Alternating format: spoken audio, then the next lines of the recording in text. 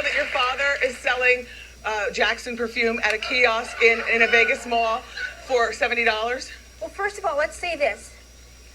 My father this is a cologne line that he has on, and I am so upset with you, by the way. Why? Because I heard your show, what you said about my father.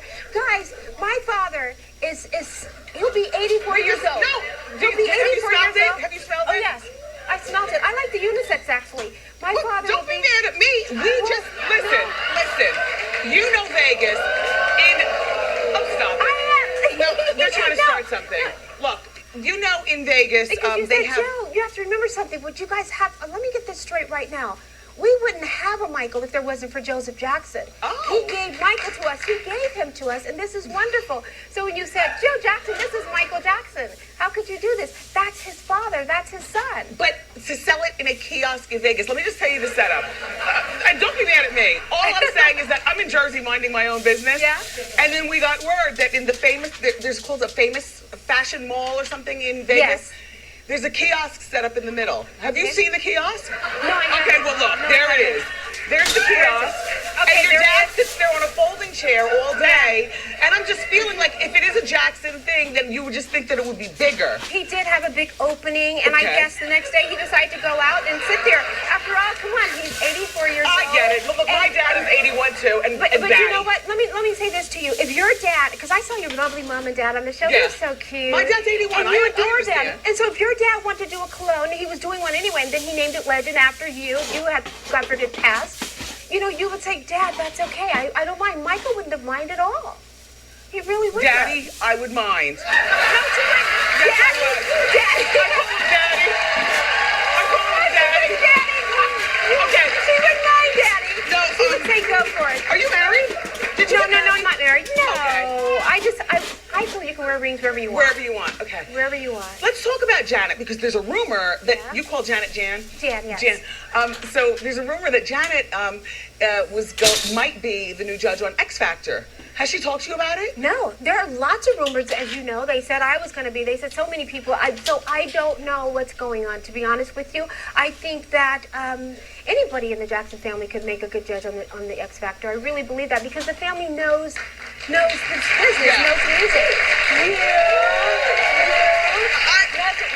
Yeah, because you said, Latoya would make a great judge, but Latoya doesn't know music. Now, what makes you think Latoya I know that you know music. I just said that you weren't able to maybe hit the notes that a lot of people... But you could give us all this, and that's entertaining. And I definitely would. What you don't know is that in '84... See, I'm catching her. Yeah? In 1984, I wrote a song that was nominated for a Grammy. Oh. For Jimmy Cliff, Reggae Nights. Have you heard the Reggae Nights? No. Yeah, it was the biggest song. No, really, it really was. All over in Europe, actually. Reggae Nights. And then in 85, I won for a Cliffhanger. His album. I won a Grammy. On the wrong track. Yeah. Like a lot of the other people were doing, actually. The verdict for Conrad Murray came in, and he's in jail for 4 years. How are you feeling about the verdict? Yes. Thank you. Thank you, guys. I think the verdict was right. I wish, and I don't mean this in a rude or mean way, but I wish, Michael, we can't bring him back. And I wish that he could spend more time. And I know that he's appealing this. And it's supposed to be tomorrow. I believe they're having a little sentence tomorrow. Unfortunately, I won't be able to be there, but I would have loved to have been there, because I think he's where he belongs. You don't do things like this. This is something that... You think that he needs more time in jail? Absolutely. Absolutely. So now, Michael's kids, I know Paris was on Ellen, and we see the kids all the time looking like doing, normal kids doing what kids do. Yeah. How are they doing? They're doing great. Kids are so resilient. They're wonderful. They're great kids, and they're enjoying life. They're doing everything that, I shouldn't say everything, but they're doing a lot of things that their dad kept them really private, and I understood that. Yeah. Well, if Michael was alive, would he want them to be so out out here at this particular point? They were out there when they were with Michael, but they weren't out there with him personally. When he would have them with him, he would mask them because he didn't want people to know who they were. Yes. But when they were with other people, they were normal. Yes. And that's what you guys didn't know because people didn't know who they were. Yeah. We didn't know that there was something going around about doing a possible reality show. Somewhere in your family involving the kids. No, I haven't heard that at all. Okay. No, absolutely not. And that wouldn't happen, actually. Good. No, that would not happen. So Latoya, do you know that your father is selling Jackson perfume at a key we're on? The new season has already started. What do you think? Well, Wendy, just like you, I have my notes. I have my notes for Celebrity Apprentice. No, in all fairness, because we watch it every season, of course. Yeah. I think the season that we were on was the best, that I was on, was the absolute best. Yes. I really do. And I watched it Sunday, which you did as well, didn't you? Yes. What did you think of it? I thought that it was right for Cheryl Teagues to go home. She came here on Monday, and every Monday, on the show, we're going to have the person who's canceled from Sunday night. Yeah. So I'm going to be able to follow it.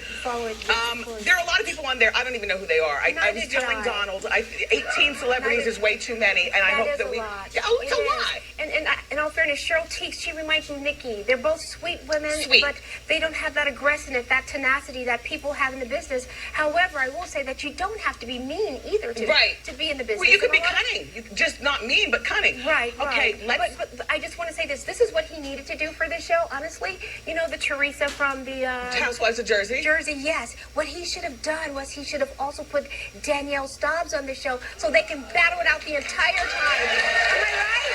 She's smart. That's right. That's what he should have idea. done. Danielle should have been right there. They should have just knocked heads and gone at it the entire time. Perfect. Isn't Latoya entertaining? All right, so Latoya has recently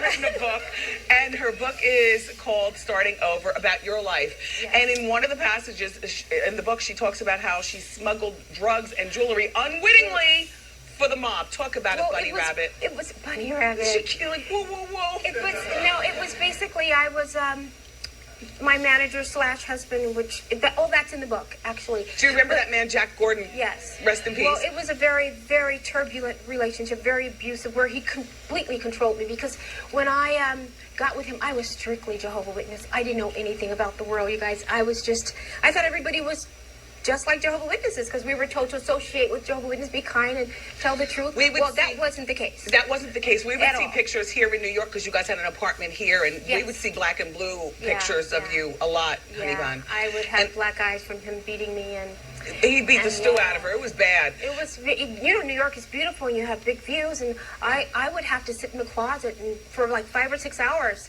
and I couldn't open the door, I couldn't go out, and even sit at the window but not look out the window, and I did it. He took her I look today and say, how could I have done that? And you let him take your passport unwittingly because you were a little naive. Well, he took it, and he would give it back to me. I went to Japan, and from that point on, my mother couldn't go, my father couldn't go, so they sent him. He took my passport, and that was it. No friends, no cell phone, no nothing. Friends, she was really in a box. Okay, so let's talk about this drug smuggler. I didn't even know how to work a cell phone, because I wasn't privy to any of that.